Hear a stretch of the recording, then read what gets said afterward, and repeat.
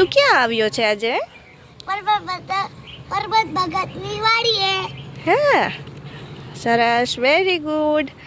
તને ખબર છે પરબત ભગતની શું સ્ટોરી છે એ? હા, કે તો મને જરા. પરબત ભગત આયા હોર ચલાતા તાને એની યાર હોર ચલાવતા ભગવાનનું નામ લેતા હતા અને હોર ચલાવતા ભગવાનનું નામ લેતા હતા ને તો બપોર થઈ ગઈ. બપોર થઈ ગઈ? હા. પછી બપોર થઈ ગઈ ને તો પરબત ભગત તો સોચવા માંડ્યા કે હજી કેમ ટિફિન નથી આવ્યું. મારા ભગવાનને તો ભૂખી લાગી હશે અને મને ભૂખી લાગે એ તો એને ભગવા તો પરબત ભગતે સોચ્યું કે હું કરું તો એને એના મનમાં આવ્યું કે હાલો હું ભગવાનને જમાડી દઉં પછી હું જમી લઈશ. એવું શું કામ એ કરતા ભગવાનને જમાડીને જમતા? કેમ કે એનો એવો નિયમ હતો. નિયમ હતો એવો? હા. ભગવાનને જમાડીને જમવાનો? હા. પછી ભગવાનને જમાડતા હતા ને એક બટકું દઈને એક બટકું લેતા જાય દહીંમાં ભરતા જાય અને ભગવાનને ખીલાવતા જાય. એમ કરતા તો એનો ભાઈ આવી ગયો. એક બટકું એને લીધું, પછી દહીંમાં ભર્યું ને પછી ખવડાવવા આવ્યા હાથેથી મોંમાં. તો એનો ભાઈ એને આમ હલાવી દીધો તો એ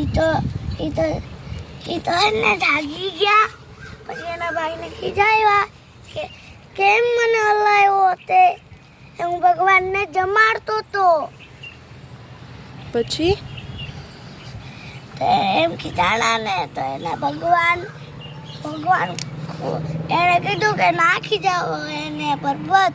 તો એને ખીજાવાનું બંધ કરી દીધું અને પછી ખુદ ભગવાન નીચે આવ્યા અને એનો દહીંનો રોટલો અડધો જ પીતો હતો ને અડધો પૂરો કરી નાખ્યો.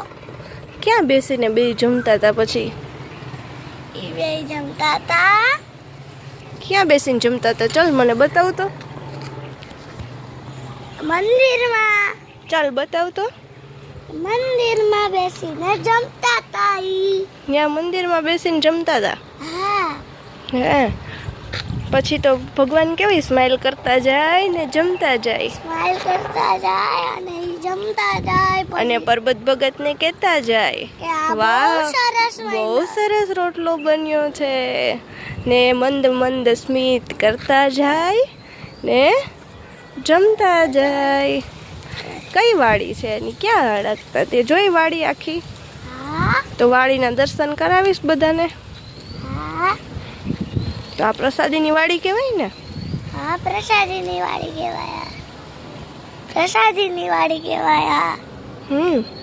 આજી વાડી હે પ્રસાદીની વાડી. આ પ્રસાદીની વાડી કયા ગામમાં આવી છે? અગત્રાઈ ગામમાં.